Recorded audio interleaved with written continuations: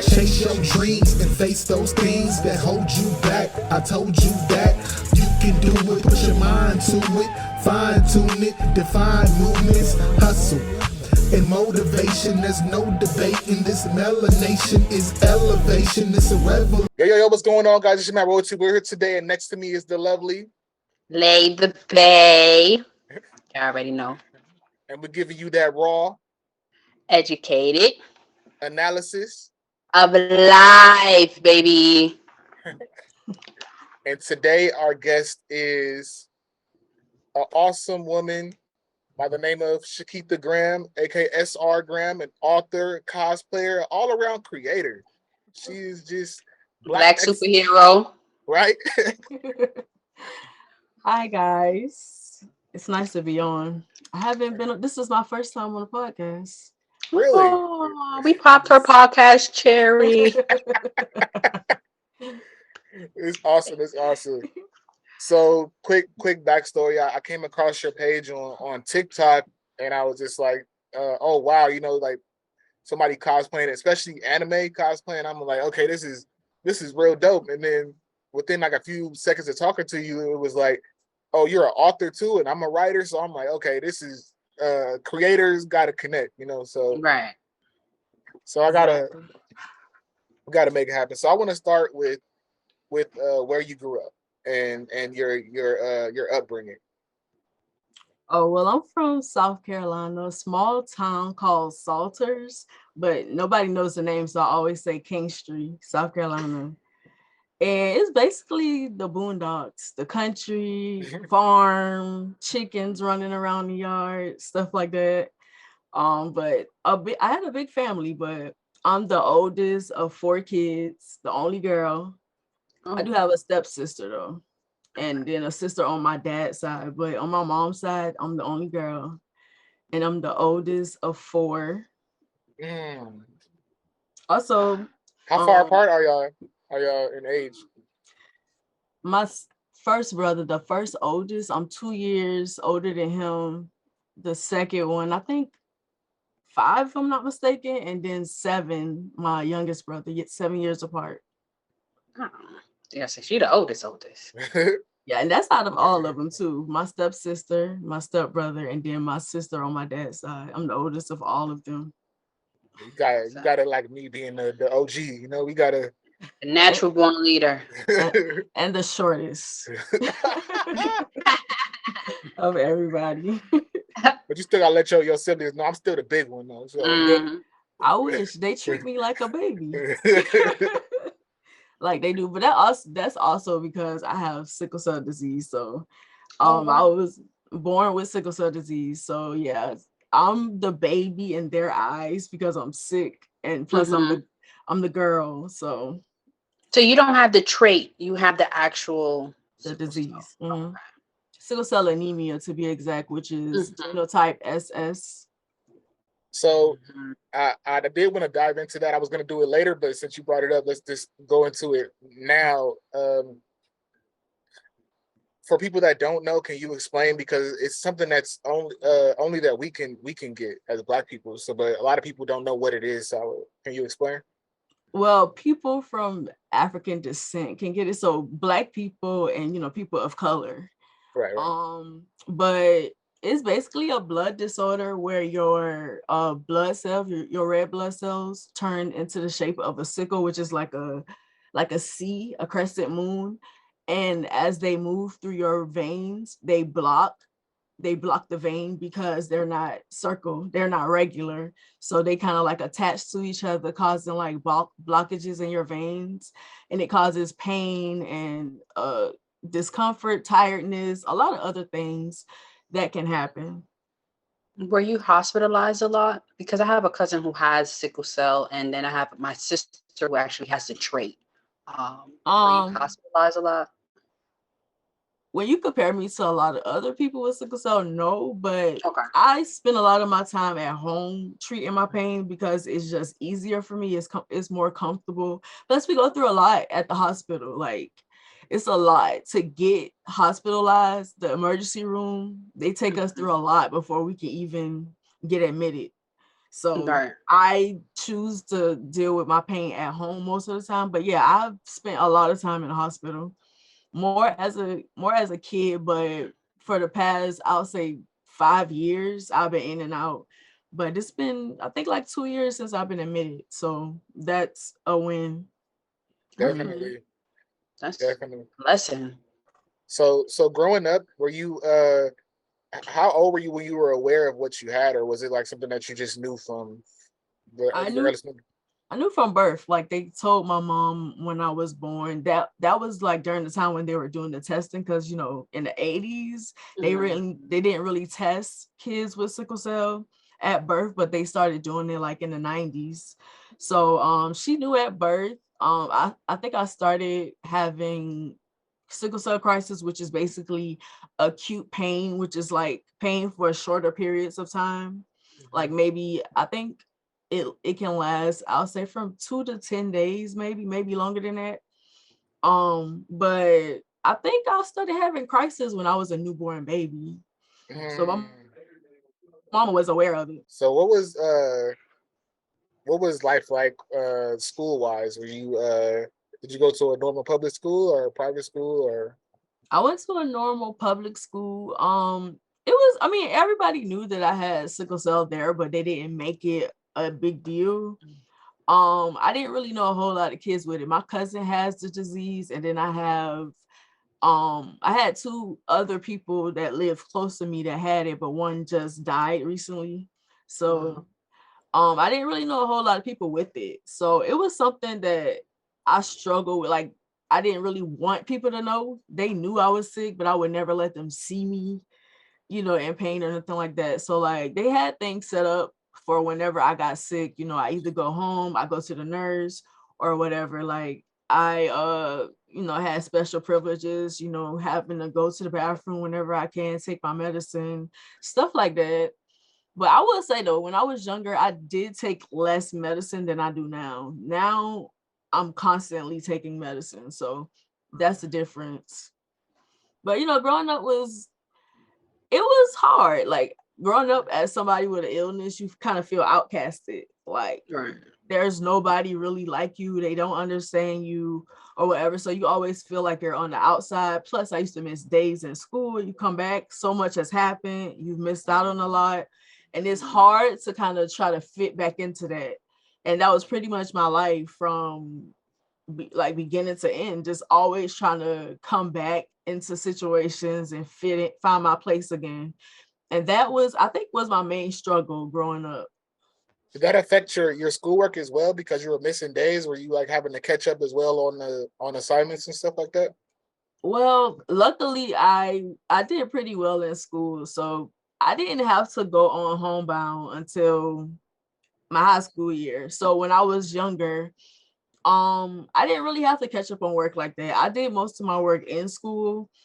But like when I turned 16, it started to get worse. And during the time they started working with this medicine called hydroxyurea. So they put me on that. And I ended up having to get on birth control too, because during my cycles it would get terrible. And it started getting worse from there. So then I had to go on homebound, and then I had a teacher that would come over to bring work to me. But I missed a lot of, like, my last 2 years of school, I missed a lot of school. I have a question. Have you ever tried like holistic medicine, any like home remedies that'll, have worked, anything?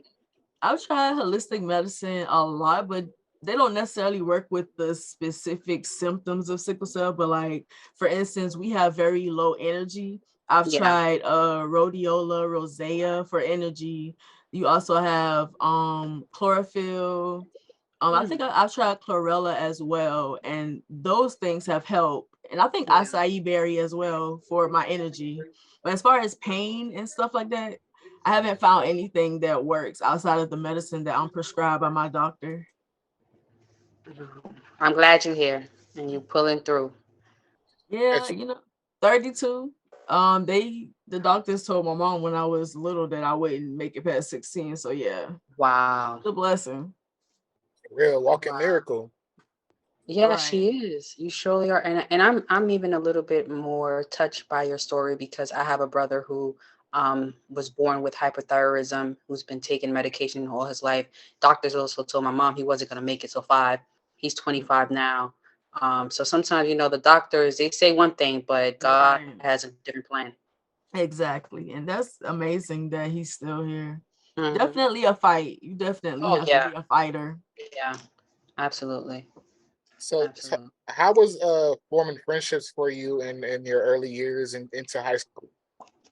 I would say that I was pretty good at making friends. Plus, I had friends from, I guess you could say, kindergarten until middle school. Like, I had the same group of friends. So, well, she did say she was from a small town, so everybody know everybody. Yeah, so I didn't really struggle making friends, but it would be within like those friend groups. They knew that I was sick and stuff like that, but I still would feel out of place, even when they would try to make me feel like I belonged. It just was something that I just couldn't shake, right? Because my life was so different. And then I did have friends who were also sick, but they didn't have the same type of illness that I had. So they kind of we kind of understood each other a little better. But yeah, I didn't really struggle to make friends. But yeah, I still kind of struggled with finding my place, and I feel like that also has a lot to do with me being introverted and just the way that the awareness that I had as a kid that a lot of kids around me didn't have kind of made things different for me. Right. And in forming those friendships, did you like automatically divulge like about your illness, or was it like a natural thing? Are they knew? They just kind of knew. Like I can't even remember how it happened, how everybody like knew. I guess because I would miss days at school. The teacher knew that I was sick, and they probably, would tell the kids that, she's sick. So it was just a thing. Like everybody just kind of knew that I was sick. You told me you have a separate platform for to talk about that, to humanize that. Can you tell me how that came about? And when did we start? It was, I think, 3 years ago. My cousin and I just kind of came up with this idea for us because we have 1 month. They give us September to celebrate Sickle Cell Awareness Month. But a lot of the times we put information out, we post about it and stuff like that, but we really don't get people's attention like that. Like they don't really pay attention to it because I don't know, to tell you the truth. I really don't. So I was just like, let's try something different. Let's mix it up. Let's try to be more entertaining, and then, create this platform where we're not just talking about sickle cell, but we're showing our lives as people with sickle cell.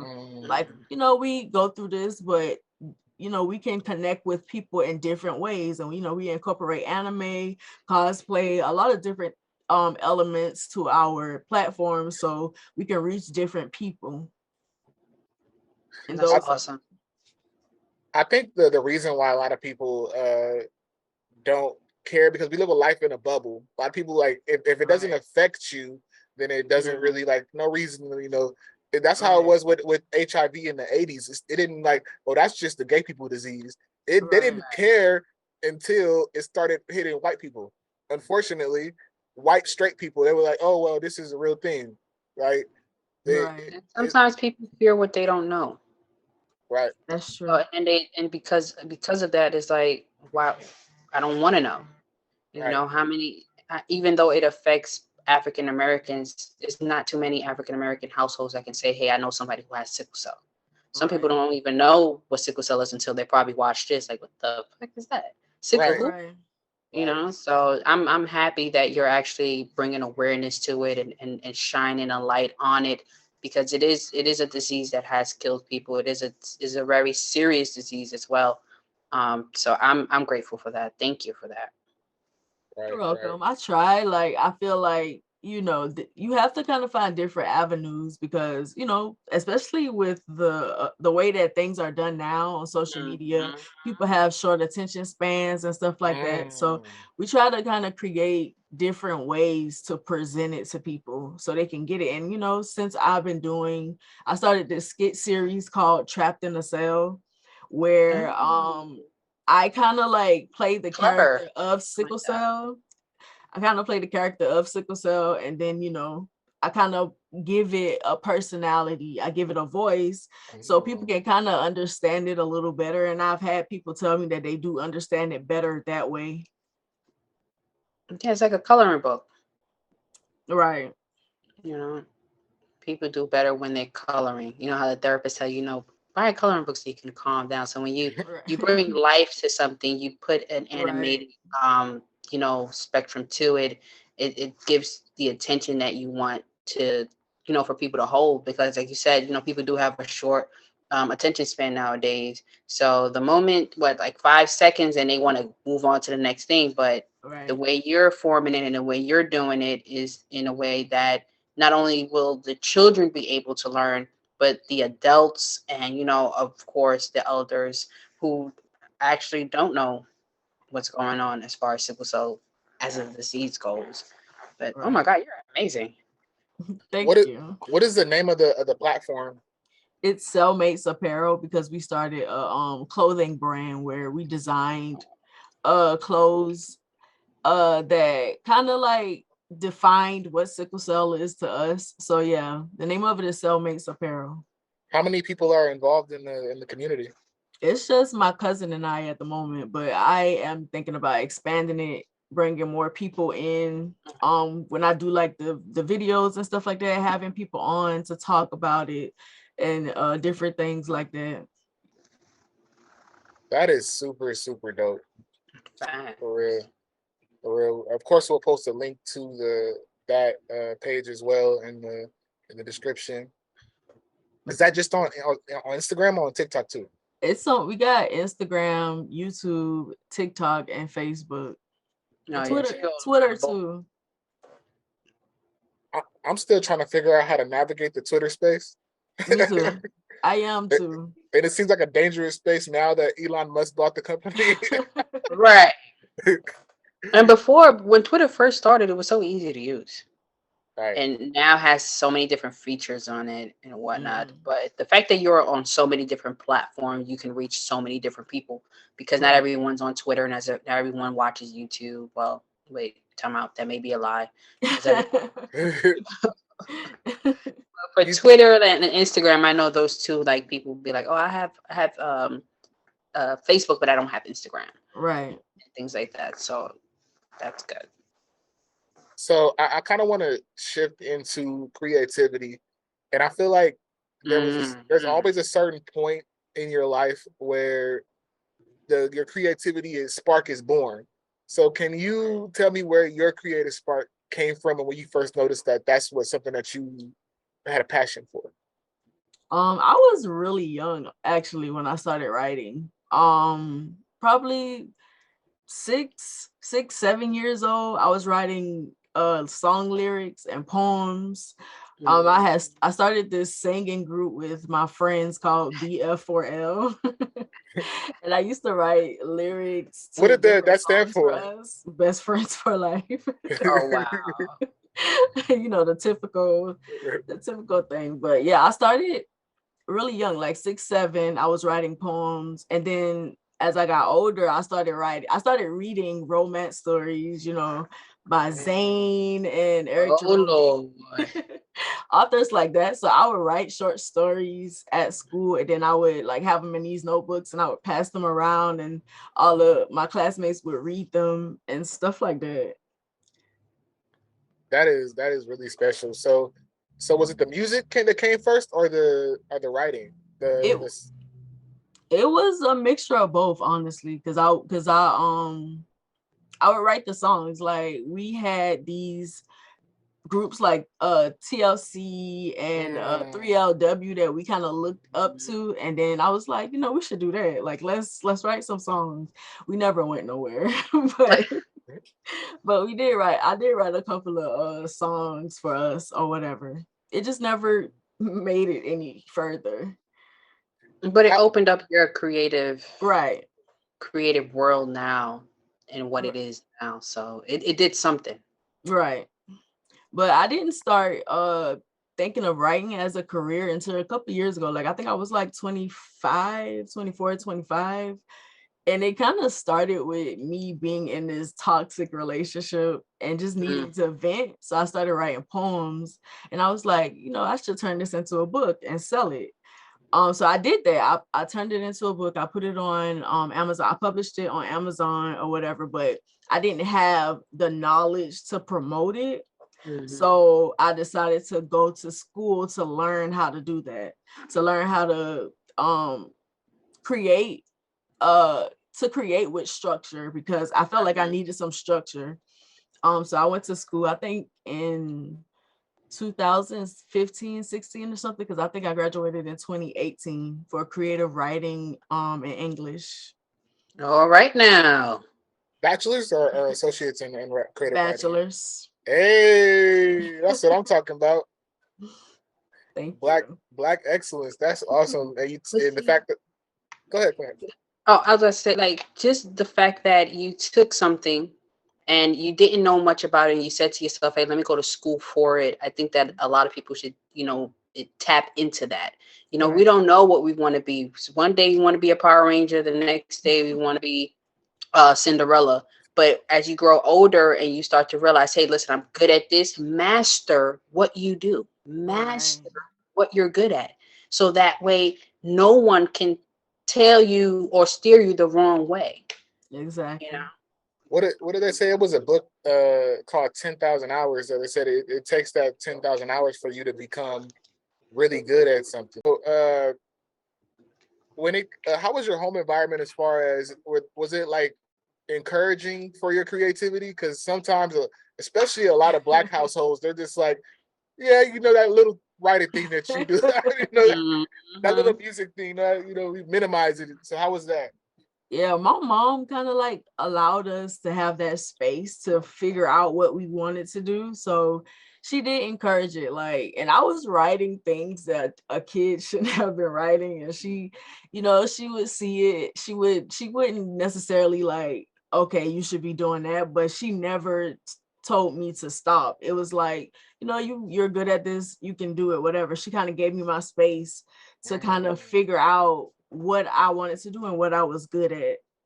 So yeah, my mom is a creative, so it's kind of hard not to do something when she's good at almost everything. So it's kind of hard not to do something when you have a parent that is good at just about everything.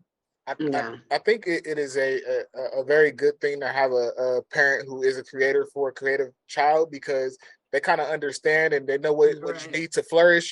Just kind of let you be in your space, kind of let you flow. You'll figure it out yourself. But a lot of times, like, I didn't grow up like that. My mom was, her idea of a good job was you're gonna be a lawyer, you're gonna be a judge. I'm like, I don't want to be a lawyer. I don't wanna. Right. So she wasn't that encouraging to it until like later on in life, to where she started understanding that this is something that I'm passionate about.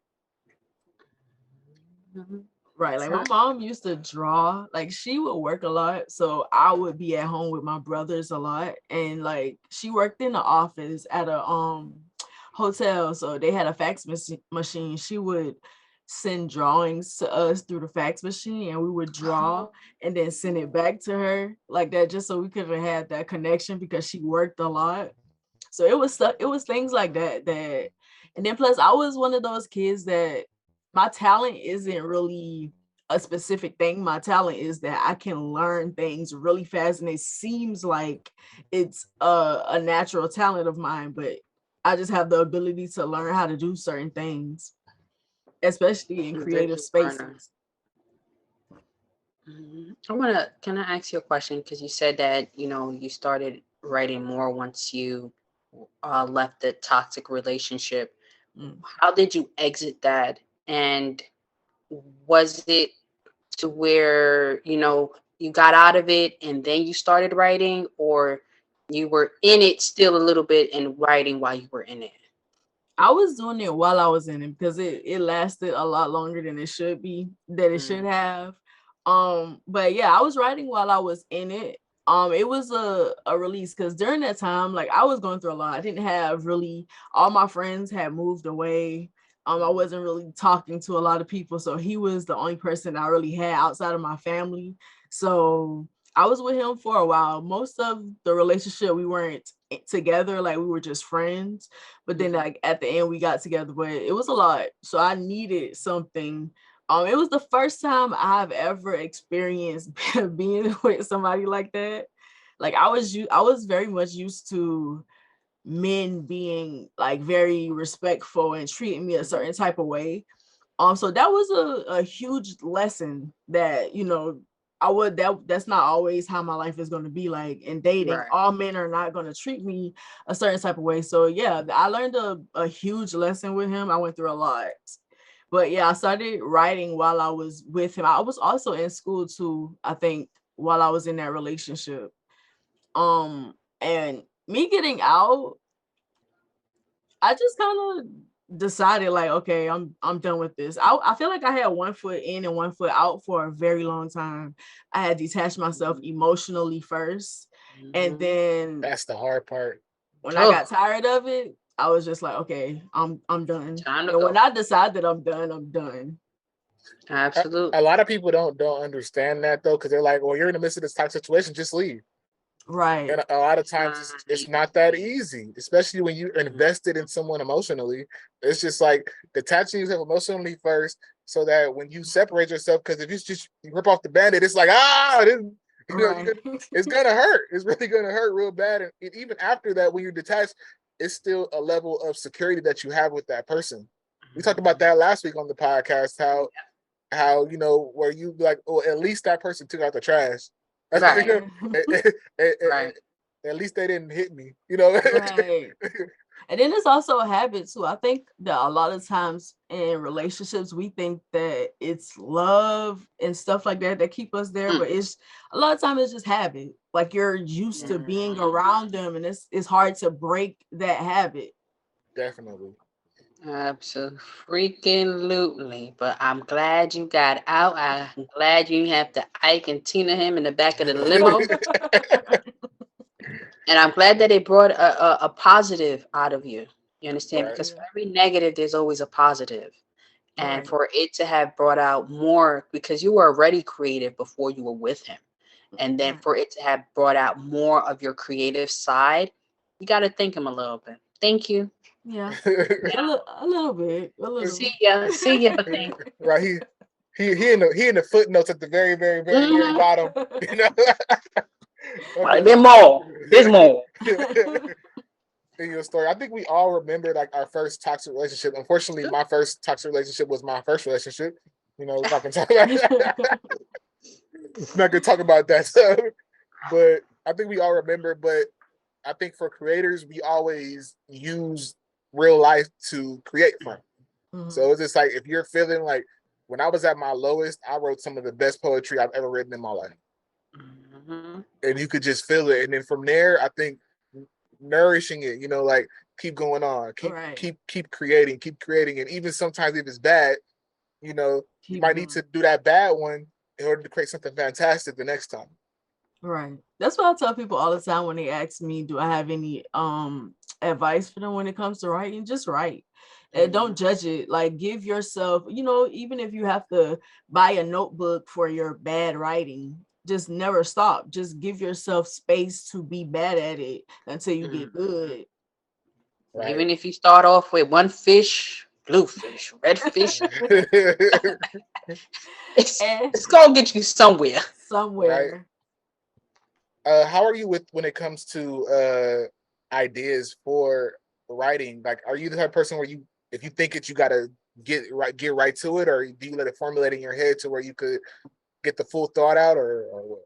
I kind of let it formulate in my head, not necessarily to get the full thought out, but I tell my friend a lot of the times I let them aggravate me for a while because in my head it's like these characters and these stories and they're just always there like playing over and over again. So I'm always thinking about it, but I do get overwhelmed because I do have a lot of ideas. So I do have to like take a step back and decide, okay, what do I focus on? Like, what do I focus on this time? Because I work really fast when it comes to writing, and I have, like I said, I have a whole lot of ideas. So that's to me is the hard part, figuring out what to do next. And then I'm one of those people that once I finish a project, I don't let it soak in. I have to move on to something else. Like what's next? But I do feel like it's important to take breaks though. Like I do think you do. So sometimes I just sit and let the stories aggravate me for a while before I start working on them. Because that helps as well. So you say you see it in your head. So like you're a visual person, so you see these characters and what they're doing in your head. Like a movie, like how you would be watching a movie play out, and it's a lot of them, so it's a lot. Oh wow. See, that's some visual learning for you right there. That's Like, how it is for yeah, me when I I when don't- I when I read. Like I see it, and I'm writing too. Like I see it Right. in my head. That's what I'm learning. The difference really. between music and writing for me is I need to let it play in my Mm. head. So Right. because if I just jump on it, like I could keep going and everything, but like I want this story to be fleshed out a little bit to where I know where I'm going with it. Now the words is different. I don't have the exact words for it, but Right. I know what I want them to do. So I know, okay, they did this, okay, it leads to here, you know, Right.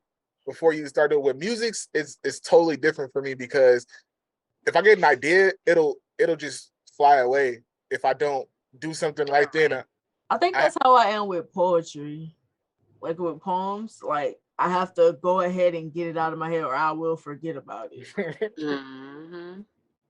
and it's right there. And I've been there before where I'm in the shower and I'm just like, think of a melody and it's like, oh no, I gotta write it down right now. Luckily, like it's different than when I was younger because I didn't have like not everybody had that little tape player. You know, you could record a thought down. So but now I have my computer, I have my phone. So if I got an idea, I'm gonna record this right now. This is the song idea, and then No, I used to I have have a lot of notebooks. post-its. That too.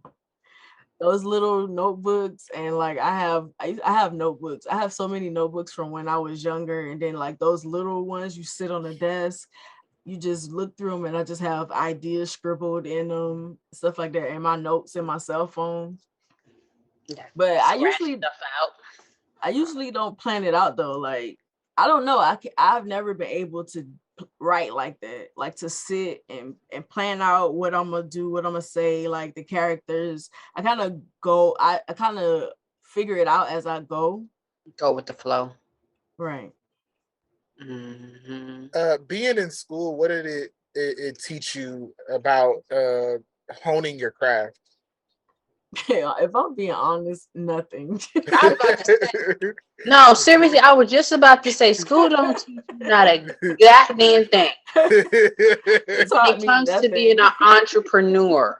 Like it teach you the, reading, writing, math, and all that, but it Right. does not teach you how to be an entrepreneur, how to take what God has given you and bring that out to the world. It doesn't teach you that. You have to Right. teach yourself that. So I always say you got three educations to give yourself: the one that school's giving you, the one that you're getting at home, and then you have to teach yourself by researching and, of course, Exactly. tapping into like you did, like you Right. did. It definitely did not teach me anything. Nothing about writing. Like, I did get a little some lessons when it comes to social media, how to use it, um, like the time of day. Like I got this book that kind of like broke it down like that. Like you know how they tell you the different times to post. I think Mm-hmm. between 4 and 8, 2 and 8, something like that. Mm-hmm.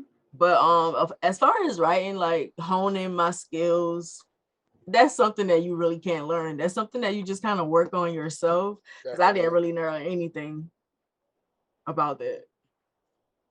I think navigating the social media space is there's tips to it, but then it's also finding your audience and what they like. Right. And as far as your writing goes, I heard you told me that you have a Facebook group where for your books. Like Mhm. how has that been to have these people that are just all in as much as you are in your books?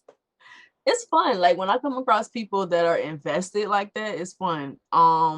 Because I get to like talk to them like this world that I created is real. These characters are real people, and we have these discussions like it's real. And then as I'm writing, I post like different excerpts, different quotes and stuff like that from the books. I give them a visualization of the characters by choosing like celebrities that fit the descriptions, and I like post the pictures and I post like quotes and stuff like that. So I'm pretty much like introducing them to characters and this world before I actually allow them to read it, and it makes them excited. It gets them excited for when the book is about to come out. I have people that will inbox me, I just finished reading this one, when is this one coming out? And I'm like, I'm editing, like give me some time.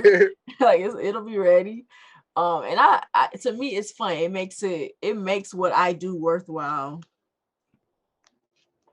I feel like we all have things that we nerd about over, so it's just like, and you know everything, and it's such a privilege to be able to talk to the creator and see where things are coming from, and especially you said you related to real people. So do you refer to the characters as themselves? Like, are you like as those, like I have my readers looking at certain celebrities as my characters, like they cannot see them as who they are, because that's how much I'm pushing it to them. Like this is this person. Like I remember for my book, I have these twins, Dario and Dustin, and then the person that I chose was, I don't know if y'all know Broderick Hunter. He's a model and an actor. So I came across a video of him talking. I've never heard him talk before, and I heard his voice and I'm like, this threw me off. Like I didn't know he sounded like this. Then I sent it to my friend. I posted it in the group and I was like, have y'all ever heard him talk? They're like, no. And my friend was like, in my head his voice is deeper. I don't even care what how he sounds. Like this is how he sound in my head. So it's stuff like that. Like I have them so invested that they can't even see the people as who they are. Like they're my characters from my book. That is so dope. So do you work on series first? I mean, like, are you an individual kind of story? Well, I started with a series. I wasn't planning to make it a series. It just kind of happened like that. And then I recently started 2 other series. So yeah, pretty much I've never done just a standalone book. And I think that's just because I have so many ways to take it. Like it's just so many different things I can do with it. Why stop here type of thing. So yeah, I guess you could say that's kind of how I started with the series. All right now. Especially when you're invested in the characters, it's kind of hard to just cut it off at Right. one, especially if you feel like there's more development. Now, if you close out their story in one book, but it's kind of hard if the character has depth, like Right. it's like a TV show. Like there's certain characters that's on for just a season. They have their whole character arc in one season and then they're out. Right. But if you have a main character energy, that's not. No, he's not finished yet. He got to do something else. That's one of the characters that I'm writing now. R.E.A.L to me has main character energy. So I recently published book 4 of my series. So book 5 is like the last book of that storyline. And then I shifted to another character's perspective to let them be the main character for a while. Because like you said, they had main character energy. So I was like, I can't stop it right here. I gotta keep going. Do you create characters as you go, or is it like just a set of characters that were placed in your book, so you use those? Like for some characters, they're already like in my head, but yeah, for the most part, I do create characters as I go. But for some, like the main character is usually already in my head. How about that character that you just said? Did he develop like that, where it was just like you didn't intend for him to be that way, and it just started, he came and shook things up. Like it was supposed to be my book is supposed to be romance, but if you read it, it's so many different genres in one. But he just kind of came and just changed the layout of the story. I kind of hate the fact that people kind of pigeonhole what genres or whatever things, because there's so many genre bending things now that why can't it be fantasy and romance at the same time? Right. Why can't it be action and romance and comedy and all? Why can't it? Right. And then they do it when you publish it, you're forced to pick a genre. Right, and I feel like that kind of puts you in a box. I'm gonna have a really hard time doing that with my book. A really hard time. It's hard. Because it's real life. There's gonna be some funny parts. There's gonna be some drama. There's gonna be when it turns to like. There's a point in there where it's gonna turn science fiction, where it's just like, it's gonna be out of left field. Like you didn't see that coming at all. So I wonder if it's because I know someone who like really only reads sci-fi books. Right. Like just read sci-fi books. So is it for the consumer who is buying these books? Is it because they particularly like this type of genre? Or is it just a way, like you just said, Shakeitha, to keep you boxed in?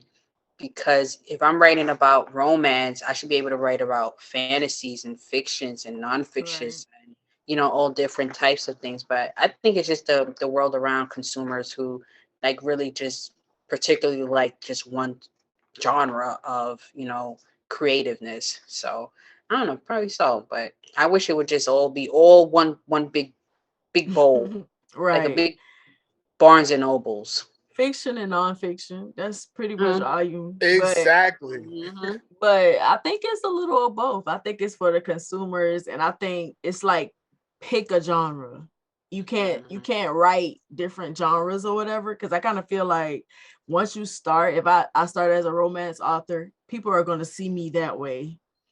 It's like you can't do anything else. It's hard to get your audience to even accept that too. If you decide to dip into another genre, it would be hard to get them to accept it because you're a romance author to them. Right. For me, like I've never actually read a romance novel. So for me, I think it's because I have the perspective is for women. And then, like you hear like they'll read a snippet of gender on genre. No, like I wasn't. It was just my outside perception. Somebody like they would read a snippet of it and be like, Ramon and Paola did this, and it was just like, and it was so passionate. They made love for hours. I think it is marketed more so towards women, but I think that's because women buy mostly. That's mostly who really buy. It's really because we're emotional.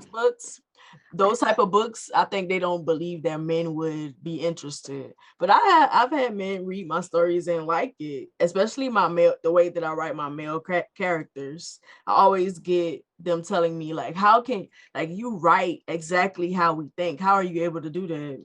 And it's really because I've been around men my whole life. Yeah.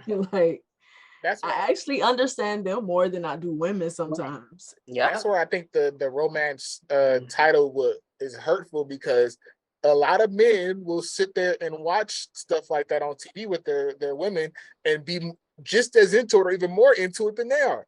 Right. Because it's like, okay, these storylines are developing. It's just a story. That's the thing. And it just so happens to have love in it. But even the action stuff has love in it too. It's just like, what? I don't know. I think that pigeonholed into a certain genre is a disservice at times. But then at times it's good, because people that do like a certain genre will just go to that and read it just because it's that genre. Yeah, but I do think that it does do it a disservice when you have to, when they force you to pick a specific, because they don't really have a lot of branches either. And then you have African American romance. They literally make us choose that. Your book that is African, and it's like all races of people can read my books. It's not just for African Americans, but that's one of the choices. That's the box that it fits in. That's one thing I'm starting to learn about the industry is putting things in boxes. Like I was looking at Netflix the other day, and it was just like one of the genres was LGBT, and it's just like, Really? but it's just the story. It's just the story, and I watched the movie, and it's just like it was one gay character in it. It was just like that's all of a They do sudden. that on Netflix. All of a sudden, it's a LGBT story. They took it a little too far. They Black do. black story. It's just like the best friend was black and he was in 3C. It's just like They do that for clickbait too. I think exactly just to get more people to look at it, they do that to kind of pander to right. different groups of people. I also believe that the, misogynistic thinking is slowly but surely dying down. Because remember when, the little rascals, when Alfalfa Love, um, what was her name? I was about Wait, to say it. is it Darla? Darla. I'm gonna call it Delilah. He liked Darla, but Darla wasn't allowed in, the club, the old boys club, Right, but he loved Darla. And so for, men in general, and I think they are the ones who put a box on things, right? Because it's like, right, oh, that's a chick flick. I don't want to right, watch that. But how many men really watch The Notebook, though? You understand what I'm trying to say? right. Like, let's be serious. So I'm so proud of you that you're opening that door and not being afraid to knock down those barriers where it's not just, okay, only these type of people can read my books. Right. Only these type of people can know. Everyone can read it, and everyone can get a little something out of everything that I'm writing. So that's awesome. Say I want men to read my books because I purposely write my male characters the way that I do. Like they're emotional. Nobody judges their emotions.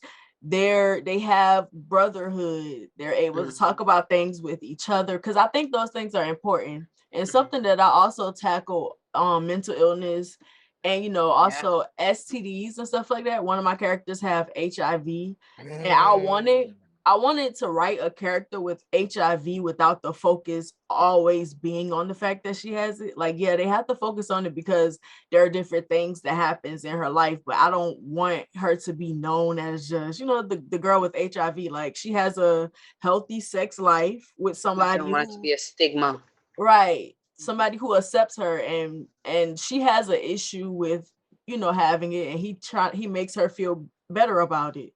Like I try to write things like that because we don't really see it. You don't really see a whole lot of like that scene from For Colored Girls with Janet and Omari Oh, Hardwick when he came out as, I girl. think he came out as gay. He was DL, and He like was that going one down scene, low.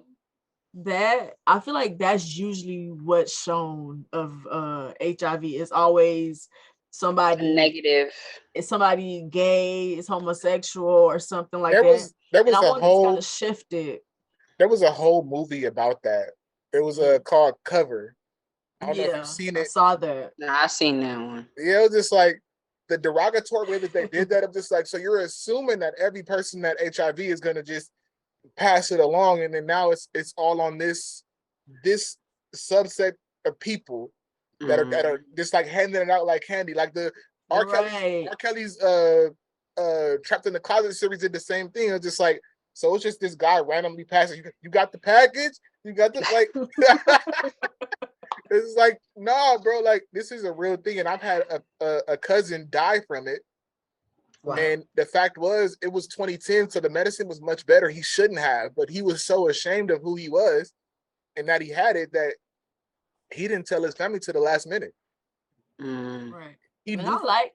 I like that I've been seeing people on TikTok that have STDs, illnesses that talk about it. But I think there's a difference in between raising awareness and it becoming your identity. Very much so. Because I think that happens a lot.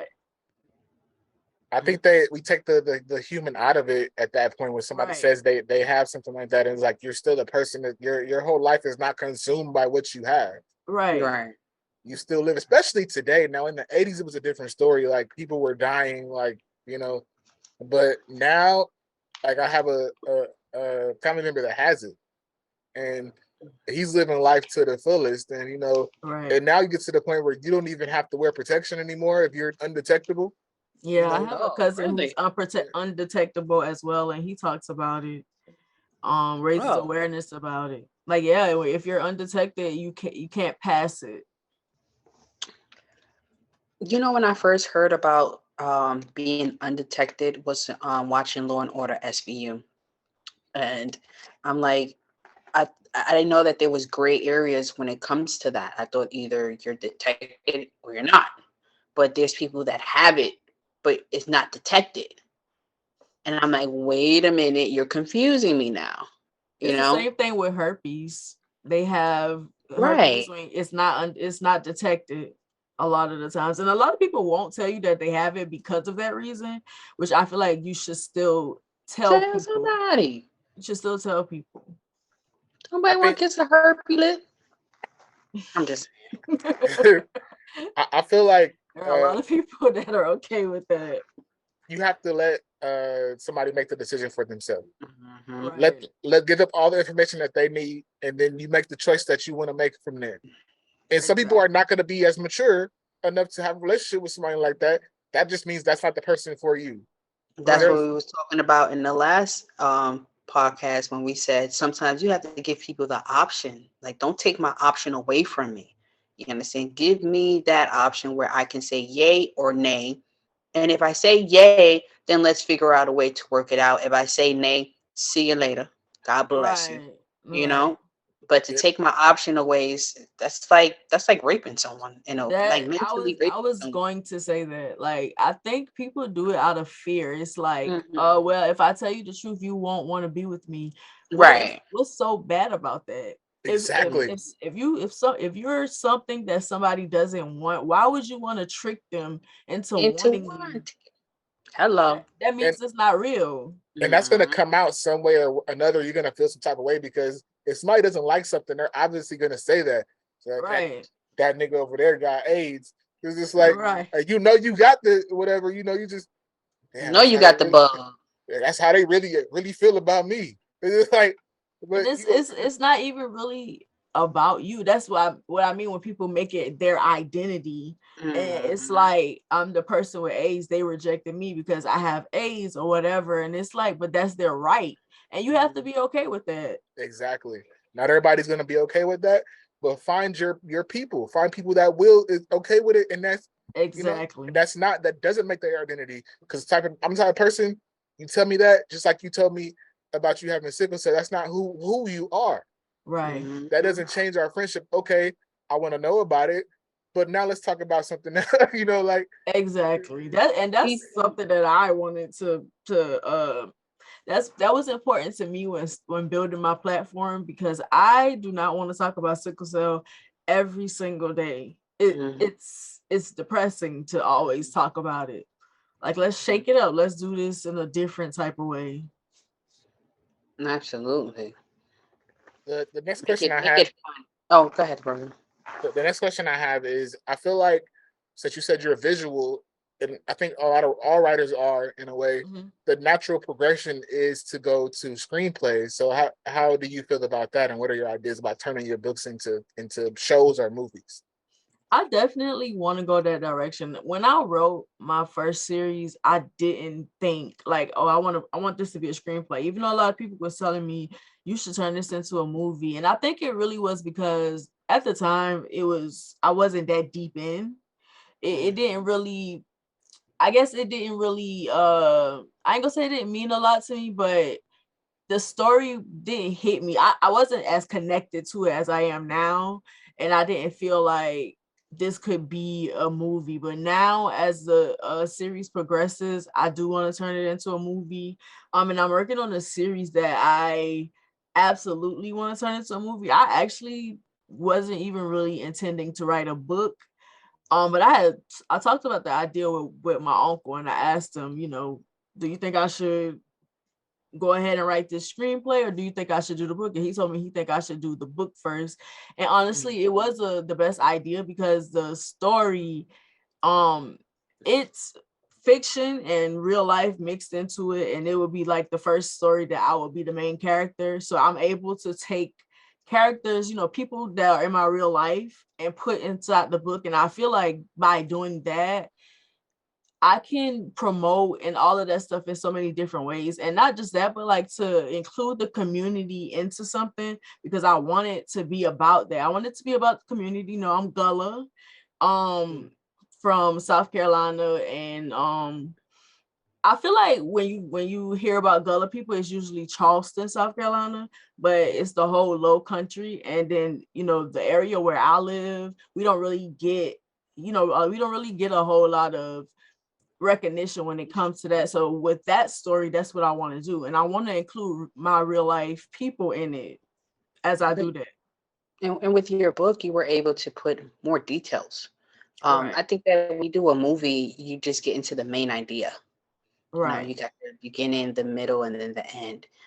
With a book, it's like you're able to chop it up into pieces where people can understand it and understand it in a way that a movie can't. You understand how many times? Of course, Harry Potter was a thick ass book. But when you watch the movie, it's like the details that Rowling was putting in there, it's not there as much. So. Right. But I think I do agree that the book was the best way to go for you. Right. It definitely was. It was because I feel like the process, and I'm one of those writers that I really immerse myself in the process with, whereas that writing my book, sharing it with my audience, and then now bringing in my community, to kind of like, I don't know everything. I'm 32 years old. I've been here for a while, but I don't know everything. So to be able to talk to different people and get ideas and put it together, it's different for me because I've never worked with anybody, but I've been enjoying the process. That is a beautiful thing. How important is it for you to maintain creative control when the book is turned into a screenplay and like as far as how it's visualized? I'm really big on creative control. It might change when I get further into my career, but for now, because my stories are very important to me, so I want it to be authentic to what I'm trying to do. I know that I'm not able to capture, like you said, I'm not able to capture everything in a movie or whatever, but I want at least the foundation to be there. Those are your babies. Those are your babies. I was just about to say that. Exactly. You have to protect your babies at all costs. And I feel like creative control is the number one thing that should be in a contract, is because someone taking something that you worked so hard for, that you went through so much for, you had to get to a deep place to get there. And then you sit here trying to change my shit? No. Exactly. Right.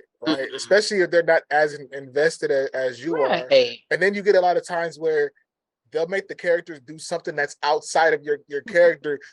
You have to keep the character as the character, otherwise the story does not work.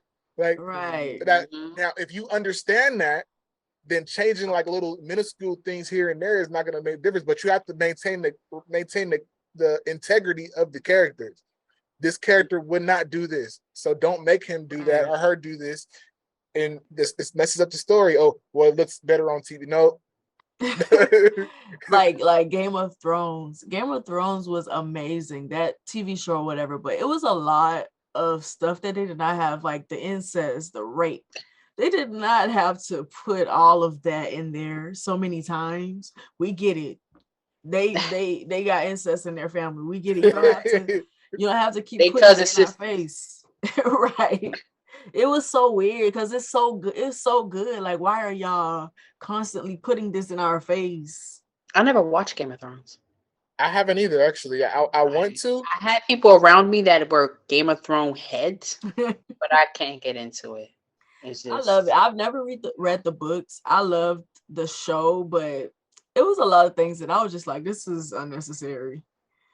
Twilight was another one too, where they had the books and I can see the Mhm. movie. Twilight Mhm. was good. I like that. Yeah, Twilight was cool, but I hated Bella. I hated her. Ooh, I hated her. That is the whole reason why I did not watch the rest of the movies, because the first one I'm I just like, hated her so okay, much. for me it was like vampires, okay, that's great. Werewolves, okay, I'm in. And then I'm like, Yeah. you wait, you wanna be a vampire? Hey, you who wants to be get fight me? Oh, she It's like was so. And then the performance, the acting, I was like, oh my god. Do no justice to the book, did it? At all. Like she just didn't, to me, didn't push herself in that role. It was just think she phoned it in.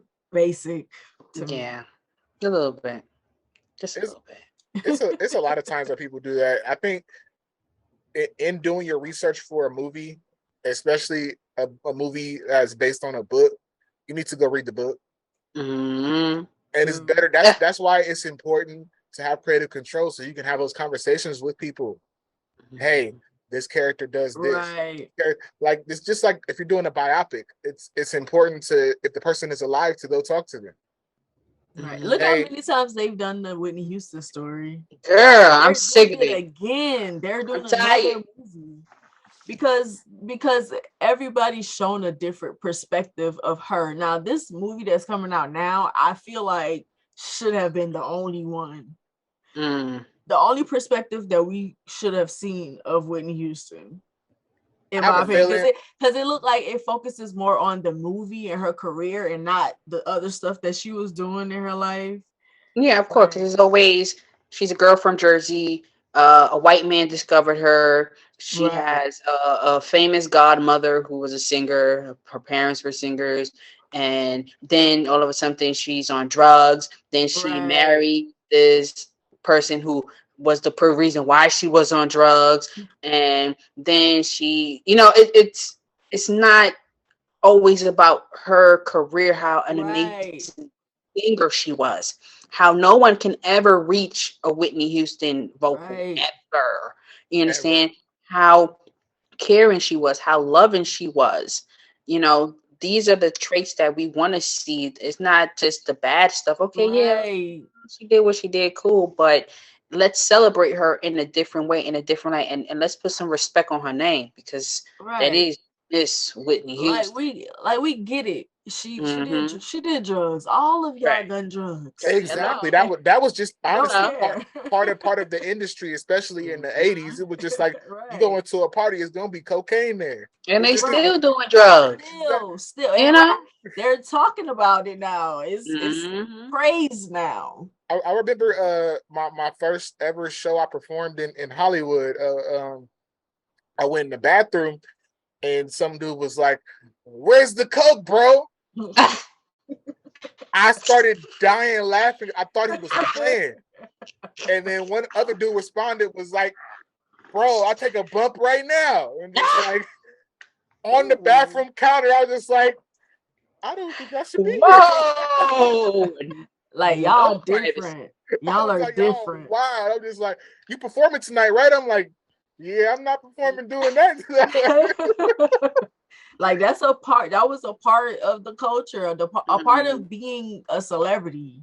Like Mm-hmm. and like we get it. She did this. Now let's focus on her music because that's all we care about. Exactly. We care about her story from beginning to end, where Yeah, she how was she so. got here. Yeah, I hope they pay homage to it. I think that's the problem with a lot of biopics. Like I just was thinking about the Aaliyah one and how terrible that was. Terrible. I didn't even finish it. I was I, just me neither. I was so disgusting. I I was said, who just signed off on this? exactly. Mm, It was mm. bad. I And feel her like if you can't do a great job, don't do it. That's right. all I'm saying. Leave it alone. Honestly, when it comes to That's my biopics, theory we of just need one definitive story. That's life. it. If you can capture the person, then it's good. But the fact that you have to go back, like the Biggie movie, I actually think was captured him pretty well. To me, it was great, but the people who were being portrayed didn't really like it. Like Little Kim didn't like how she was being portrayed, but I loved it. I I loved love it. I loved Notori as Little Kim, even though she wasn't great. But she wasn't great, but she was cool. She wasn't the main character. I think she showed up in the performance scene to me. A performance scene, that was Kim. That was how Kim was, and the energy and all of that. That was Kim. But and the actor his name is Jamal. That plays Biggie. I watch every single thing that he's in just off the strength of that movie. Because he did a good job. He did an amazing job. But if you compare that movie to like an All Eyes on Me, Pac, it was just like the ball was dropped completely because he looked like him. I didn't watch that like either. You didn't watch it? That's probably Tupac's son. Don't watch it. Don't watch it. Don't. It's a waste of time, especially me. I'm a big Pac fan. And knowing that the depth that he had, it barely showed the fact that he was an actor or he wrote poetry. It was just like I feel like you cannot capture someone like that either. It's hard because he was just so amazing. He got so many layers. I don't think it should be a movie. I think it should be a show. A show? Yeah, because in order to capture everything that he did, like that's a lot. Like that his mother was part of Panthers. Like that's a whole different. You know, I feel like he's so much bigger than anything that you can create about him. Yeah. Like it's hard to capture somebody like that. So it's kind of like leave it alone. Just tell the stories. Everybody, like when y'all do your interviews, tell the stories and just leave. Yeah. You know who I think they did a good job for though? Selena. Oh yeah, that was good. I like that one. And even after they turned into a little series, they did good on that one too.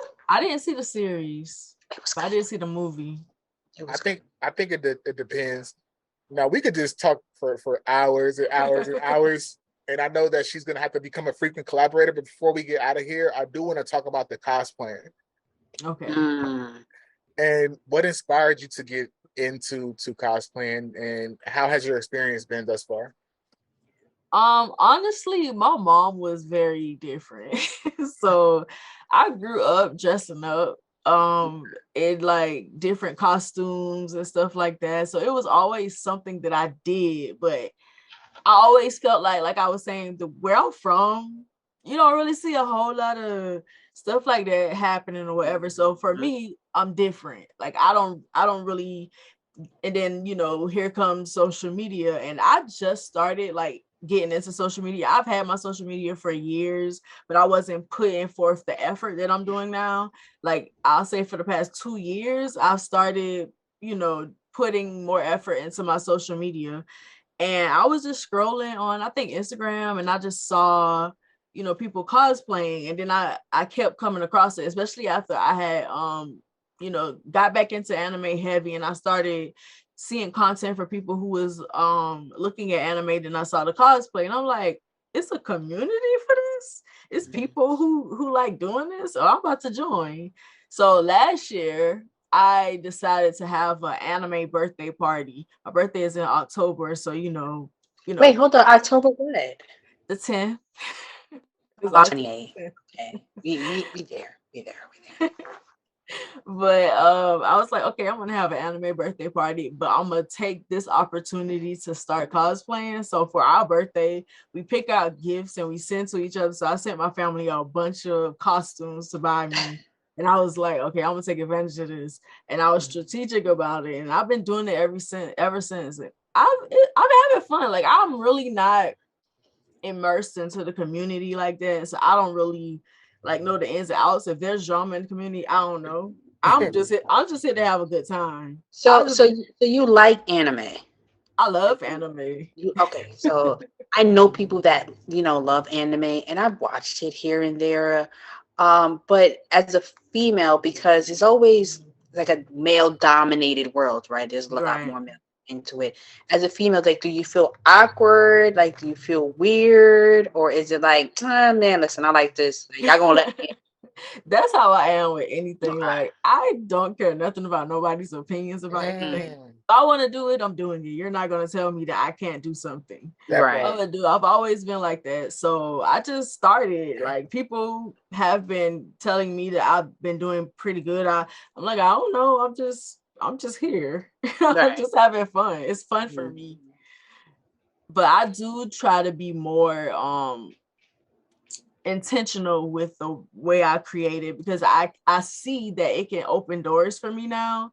So it's like I'm trying to merge all of the things that I'm good at, my writing and all of that stuff into it, and be different, because I feel like when I created my name Poetic Cosplay, you know, a marriage of my writing and then my cosplay, because I don't really see people doing it like that. Right. And then, you know, sometimes whenever I do cosplay, I write poems to go with it, and I do them. I make videos where I'm performing it or whatever, but I don't do it in every single one. I do for certain ones.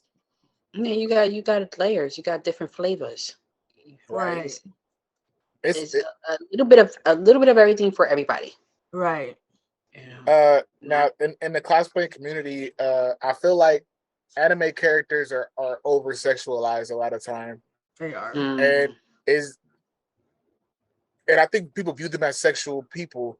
Are you afraid of that coming like towards you? That people like, especially because I'm all for women doing whatever they want, you know, be comfortable in your body, but you always got these weirdos that be like, You you do. know, I saw part of something right there, you know, and in the inbox, hey, what we doing? You know, like Definitely. But when I first got there, like I said, I really didn't know a whole lot about it. But yeah, people do automatically assume that if you're a cosplayer, you're a sex worker. So they do approach you like that, like you're a sex worker. Yeah. I haven't gotten a whole lot of that. Like most of the people that approach me is usually respectful. They tell me what they liked about what I did, what they liked about what I did or whatever. But yeah, you do have some weirdos. You do have people who expect you to be a sex worker because you do cosplay. Like I have this one guy that he keeps, every time I post something, it's like, why you don't ever show your feet? Like, You got a fucking foot fetish, you freaking freak. I'm like, what is that for you to ask me about my feet? I didn't even realize that I wasn't showing my feet. I'm looking at my pictures. I'm like, he right. I don't show my feet. I'd be like, I'm not gonna That's start just for you. weird. It is weird. But you get people like that sometimes. They expect it, because I feel like you do have a lot of people who cosplay and they are sex workers, but not everybody like that. Like I tell them, I'm not a sex worker. Stop telling me what you want to see. Stop telling me what you want me to do and stuff. I'm not that. You gonna enjoy this content that I put out. That's it. I'm not doing no more. Is that they are, you know, taking that as you being a, you know, call girl, something like that, and it's like, bruh, like, dang, can I just dress up and look cute or something? Like, obviously not. Ooh, like it's like, oh, like you said, anime is the female characters in anime are over sexualized. The way that they dress them, like a lot of the stuff don't make sense. Like they had this joke they call anime titties. The big boobs. Yes. Like why is a fighter have boobs that big? Like it was the same thing that they had for video games. I didn't notice it. Like I was not like a sexual like person like that when I was younger. So I had to go back and they said, oh, it was like Tomb Raider. And I'm just like, what do you mean Tomb Raider? I'm like, they had to point it out to me that her breasts were out. And then when she would make a jump, it would be like, and it's like they'll literally have some of the characters fully covered, and find a way to sexualize them. Right. I'm like, this is so unnecessary. It's so unnecessary. And it's a joke thing a lot of times, especially in shonen animes, like where you have the overly sexualized girl and then the one pervert guy. Yeah. Like high school D&D. That and I just, when I first saw high school D&D, I just could not believe it. One thing that I love about anime, they gonna create whatever comes to their mind. They're putting it out. Like it doesn't matter how perverted it might be. They're creating it, and I just be look. You can learn. I will say you can learn when you're a writer. You can learn something from them. Always push the envelope. Don't never stay safe, because they gonna do it. Was Sailor Moon an anime? Yes. OG I anime. like Sailor Moon. Yeah, I love OG. Sailor Moon. Okay. And some people they tell me Dragon Ball Z wasn't though. Is that true? It's an anime, right? I think it's Yes, considered an It anime. is. it's an OG anime. Mm-hmm. Probably Hmm. one of the first from the 80s. It Right. started Dragon Ball started in the 80s, and I think Sailor Moon started in the 90s, right? I think Sailor Moon did start in the 90s. I I actually think. like watching Sailor Moon. But both of those, there was another one too. I cannot remember. Was it Speed Racer? I Speed cannot. Racer. I don't think I've ever seen that one. There's like another one, a cartoon that No, back in the day that he's the was anime It's head. a lot of them. It's a lot of them that started back then. yeah, and then like a lot of times people didn't know that Pokemon was I was for about a to say lot, Pokemon Yeah, was. Pokemon is, yeah. but They Ah. that say they say Avatar Airbender isn't an anime. It's hard for me not to see it as one. it's an anime style cartoon though. Right. It's That's why I influenced, so see I it think as it's an one. anime. Yeah, Hmm. and I just Aang watched is Avatar your today too. typical anime protagonist. So it's just like Right. Hmm. the anime protagonist is it goes like this. He's the overwhelming good guy. You know, like he Sometimes annoyingly. yes, no Yeah. matter what, he wants to do the right thing. That's Yeah. anime. yeah, Like Spike Right. Lee. It's it's like that's like Naruto. Who else? I feel like Luffy is like a good guy, but he's very problematic because he likes to fight. right. Like, I'm a good guy, but I'm gonna fight you first, and then we're gonna be friends. uh, as far as the cosplaying go, how far do you want to take it? And is it bothersome to have those? Because the bigger you get, the more of those weirdos are going to Yeah. come. And Hmm. are you Hmm. concerned with that, or do you feel like you're just going to have to lay down the law? Like, Honestly, I've been over sexualized my whole life. Most women have, but Hmm. I I hate to say this, but I'm used to it. I'm used to men reacting to me a certain type of way. I'm used to it. I've never really gotten um like blatantly disrespectful, because I feel like even though I might wear revealing stuff or whatever, I still carry myself a certain type of way. So I do get that respect. At the same time, it's hard to explain. I can't really explain, but No, I catch you. I understand. I've been dealing with it my whole life. So it's something that I'm used to. But I definitely want to get into creating my own one day, creating a manga, creating my own anime one day. Collab with some people. With nothing but black animes. Ooh, Yes. yes, Yes. that part, like yeah. that. Yes. Like, yeah, I definitely want to do that one day. So yeah, in that direction. Also, I have a few ideas that I'm letting develop in my head for a while. But yeah, that's pretty much where I want to go. I would also like being in though I would like to be a voice actor as well. And some live action stuff as well. Okay, That is now. the big dream. I feel like before it was harder to get into this to be your full creative self Right. because like a Jamie Foxx, people didn't know he could sing for a while, or you had to be the singing comedian so he could do it on his stand up sets. But he opened the door because he was able to release an album and be successful doing that, and then release a movie after that and be successful doing that. You know, like us creative people, usually we don't just have one thing that we like. Right. It's just like, why not be able to do everything, and we can really do everything and be good at it and Right. be entertaining because we love it. We diving into it, and I don't know if you're like me, but you want to find out more stuff once you start looking at stuff and you start analyzing. Like I analyze TV shows now that I'm a writer, and Same. I'm like, yeah, that did kind of make sense a little bit, or like I analyze to the point where some things are predictable to me, and it's good. I like prediction, but I like when things are predictable, but it still excites me. Yes. Like when it's predictable and it's boring, that's a different thing.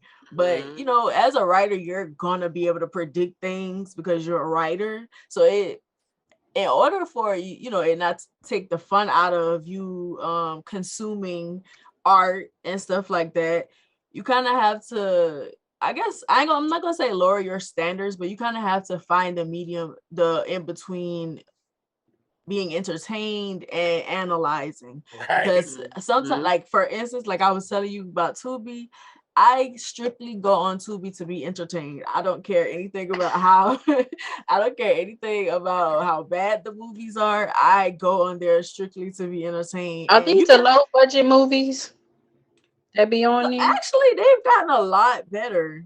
They've gotten a lot better But some of recently. them be good. Some of them be They good. do. They And then do. some of them you'd be like, why? Just And I'll wasting watch money. the whole thing. I don't care how bad it is. I'm watching it because you can learn things from the bad things too. Definitely. Absolutely. Absolutely. There's very few movies that I've watched that were bad that were just like, this was just a waste of time.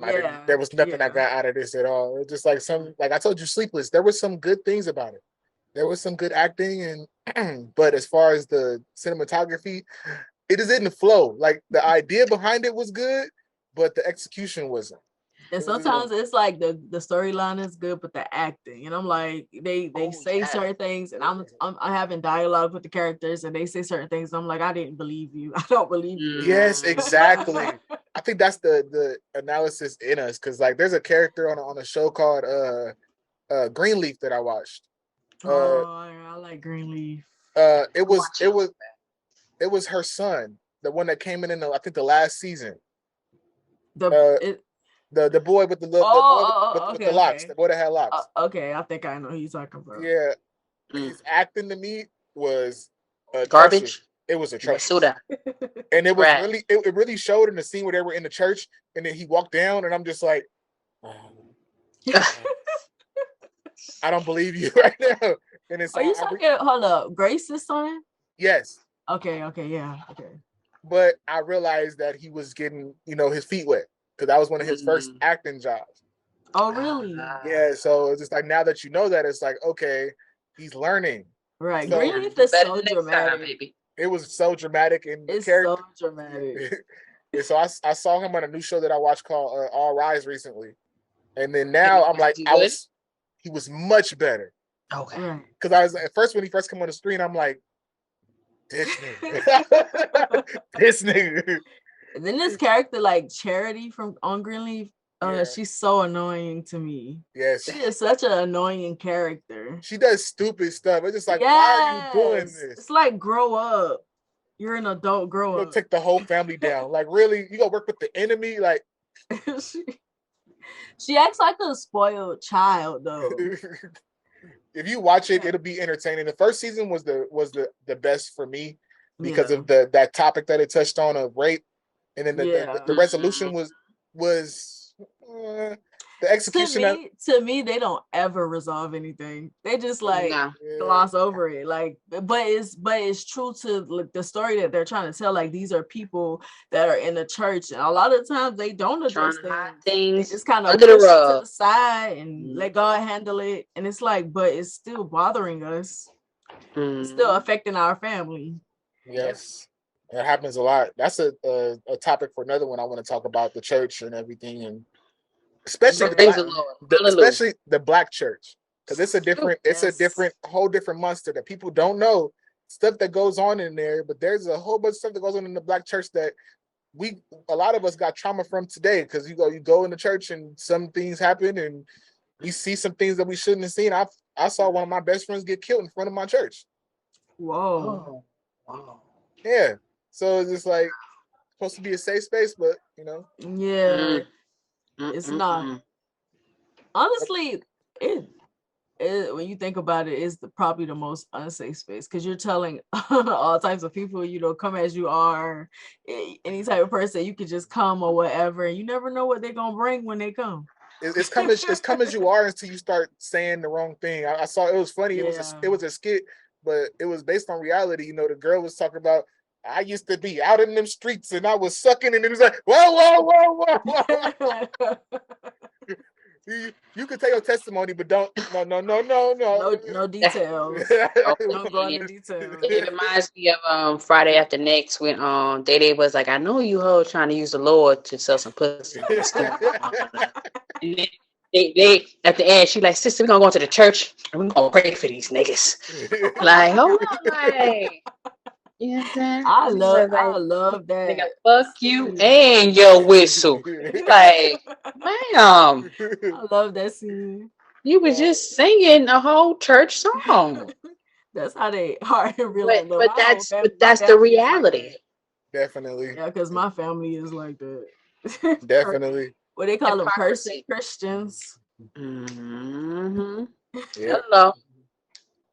Well, You know, this has been very, very fun.